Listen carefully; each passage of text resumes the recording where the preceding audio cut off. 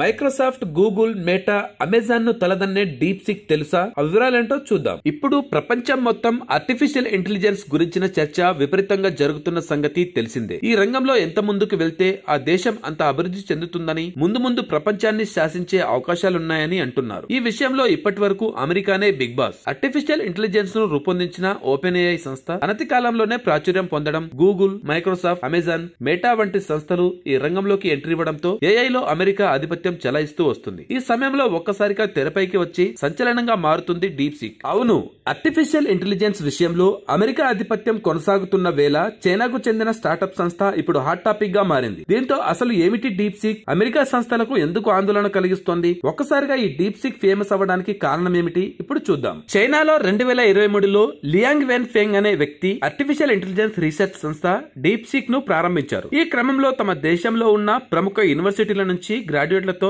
ఓ team ను ఏర్పాటు చేసుకున్న ఈ సంస్థ తాజాగా R1 పేరిట ఏఐ మోడల్ ను ఆవిష్కరించింది. ఇక్కడ మరో విషయం ఏమిటంటే ఇది పూర్తిగా ఉచితం. మిగిలిన ఏఐ సంస్థలైన ఓపెన్ ఏఐ, క్లాడ్ సోనెట్ వంటి సంస్థలు ఏఐ మోడల్ ను వినియోగించడం కోసం సబ్స్క్రిప్షన్ రూపంలో కొంత మొత్తాన్ని వసూలు చేస్తుండగా, అలాంటిది ఏమీ లేకుండానే, పెద్దగా పరిమితులు షరతులు పెట్టకుండానే ఈ డీప్ సీక్ పూర్తి ఉచితంగా సర్వీస్ అందిస్తోంది. దీంతో ఇది ఒక్కసారిగా వైరల్ అయిపోయింది. ఇది ఎంట్రీతోనే అమెరికా టెక్ పరిశ్రమను కుదిపేసిందని అంటున్నారు. దీని ఫలితంగా ప్రీ మార్కెట్ ట్రేడ్ లో మైక్రోసాఫ్ట్ షేరు 7%, మెటా షేరు 5%తో పాటు ఎన్విడియా షేరు 14% చొప్పున నష్టాల్లో పతనమయ్యాయి. ఇదే సమయంలో నాస్డాక్ కూడా 4% మేర కుంగింది. దీంతో ఇది అమెరికాకు బిగ్ షాక్ అని అంటున్నారు. ఇక ఈ ఏఐ చాట్ బాట్ ను వినియోగించుకోవాలనుకునే వారు chat.deepseek.com వెబ్సైట్ లోకి వెళ్లి ఈమెయిల్ ఐడితో లాగిన్ అయితే సరిపోతుంది. వెంటనే డాల్ఫిన్ లోగోతో కూడిన చాట్ పేజీ ఓపెన్ అవుతుంది. ఇంటర్ఫేస్ పరంగా అచ్చం చాట్ జీపీటీని పోలి ఉండే దీనిలో తెలుగులోనూ చాట్ చేయొచ్చు. Thanks for watching.